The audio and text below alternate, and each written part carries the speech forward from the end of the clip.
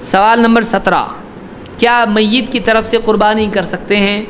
کسی کے والدین اگر فوت ہو چکے ہیں، دادا نانا پردادا پرنانا دادا دادی جو بھی ہیں، ان کی طرف سے قربانی کر سکتے ہیں کیا؟ تو بعض اوقات لوگ ایسا کرتے ہیں، اس سال میں اور میری بیوی کی طرف سے ایک جانور اگلے سال پھر دادا کی طرف سے، اس کے اگلے سال نانا کی طرف سے، جو اس طرح سے کرتے ہیں اس کی کوئی اصل اسلام میں نہیں ہے۔ ایسا کرنا صحیح نہیں ہے۔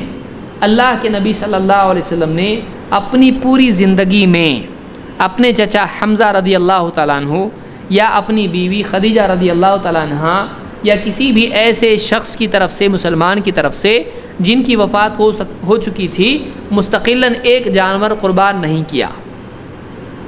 اسی لیے علماء نے کہا کہ یہ سلف سے ثابت نہیں ہے، نہ نبی صلی اللہ علیہ وسلم سے نہ صحابہ سے۔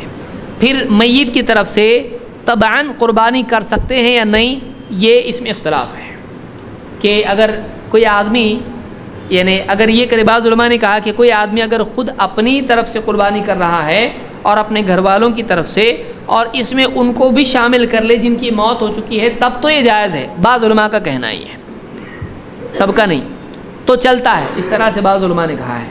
لیکن ایسا کسی نے نہیں کہا کہ مستقلاً میت کی طرف سے کرنا، میرے علم میں نہیں ہے ایسا۔ یہ یعنی دلیل کے اعتبار سے بھی سلف سے نہیں ملتا ہے، بعد میں کسی نے کہا ہو سکتا ہے۔ تو اللہ کے نبی صلی اللہ علیہ وسلم اور صحابہ سے چیز ہم کو نہیں ملتی ہے۔ بعض لوگ اس کی دلیل دیتے ہیں، کیا دلیل دیتے ہیں؟ جابر رضی اللہ عنہ کہتے ہیں، جابر بن عبداللہ، شہدت مع رسول اللہ صلی اللہ علیہ وسلم الاضحیٰ بالمصلی، میں نے اللہ کے نبی صلی اللہ علیہ وسلم کو دیکھا مصلی میں، مصلی عیدگاہ کو کہتے ہیں، اضحیٰ یوم الاضحیٰ کو کہتے ہیں، عید کا دن، قربانی کا دن۔ تو میں نے آپ کو قربانی کے دن مصلی میں، عیدگاہ میں دیکھا۔ فلما قضى خطبته نزل من منبره واتي بكبش، آپ ممبر سے اترے، آپ کے پاس ایک بکرا لایا گیا۔ فذبحه رسول اللہ صلی اللہ علیہ وسلم بیدہ، آپ نے اپنے ہاتھوں سے اس کو ذبح کیا۔ وقال، اور کہا، بسم اللہ واللہ اکبر، بسم اللہ واللہ اکبر، ھذا عنی وعمن لم یضحی من امتی، یہ میری طرف سے ہے اور میری امت میں سے ہر اس شخص کی طرف سے ہے جس نے قربانی نہیں کی، یہ میری طرف سے اور میری امت میں ہر وہ شخص جس نے قربانی نہیں کی اس کی طرف سے ہے۔ اس کو امام ابو داؤد اور ترمذی نے روایت کیا ہے اور یہ حدیث صحیح ہے۔ اس سے بعض لوگوں نے دلیل لی کہ کوئی آدمی، دیکھیے امت نبی صلی اللہ علیہ وسلم کی جب آپ نے قربانی مدینہ میں کی، کیا مکہ میں کچھ لوگ فوت نہیں ہو چکے تھے؟ حضرت سمیہ رضی اللہ تعالیٰ عنہ یا اس کے علاوہ یعنی کئی اور صحابہ ہیں جو فوت ہو چکے تھے، خدیجہ رضی اللہ تعالیٰ عنہ۔ تو انہوں نے کہا کہ جب آپ نے پوری امت کی طرف سے قربانی کی تو امت میں وہ لوگ بھی آتے ہیں جو اس وقت تھے زندہ، اور وہ لوگ بھی آتے ہیں جن کی وفات ہو چکی تھی، تو یہ عام ہے۔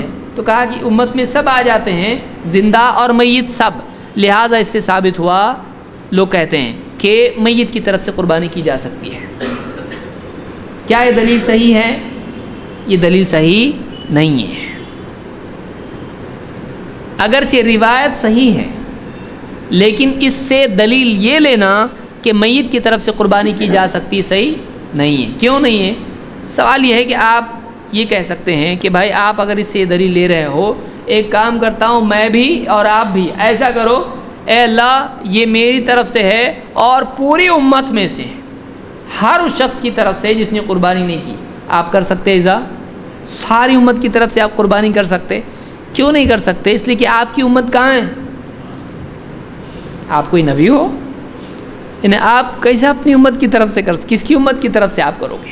یہ اللہ کے نبی صلی اللہ علیہ وسلم کی خصوصیت ہے جو آپ نے پوری امت کی طرف سے کی۔ اسی لیے آپ دیکھیں کوئی آدمی نہیں بولتا ہے میرے نانا دادا پردادا لکڑ دادا پکڑ دادا جتنے بھی ہیں اوپر تک سارے مسلمانوں کی طرف سے میں قربانی کرتا ہوں، کوئی کرتا ہے ایسا؟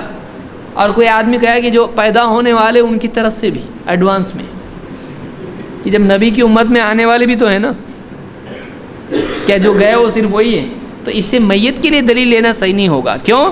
اس سے پوری امت کے لیے دلیل مل رہی ہے، چاہے وہ اس وقت موجود ہو چاہے آگے آنے والا ہو چاہے ماضی میں رہ چکا ہو، تو آپ اس کو ماضی والوں کے ساتھ خاص کریں، کیسے صحیح ہو سکتا ہے؟ تو اس سے وہ ثابت کرنا صحیح نہیں ہے۔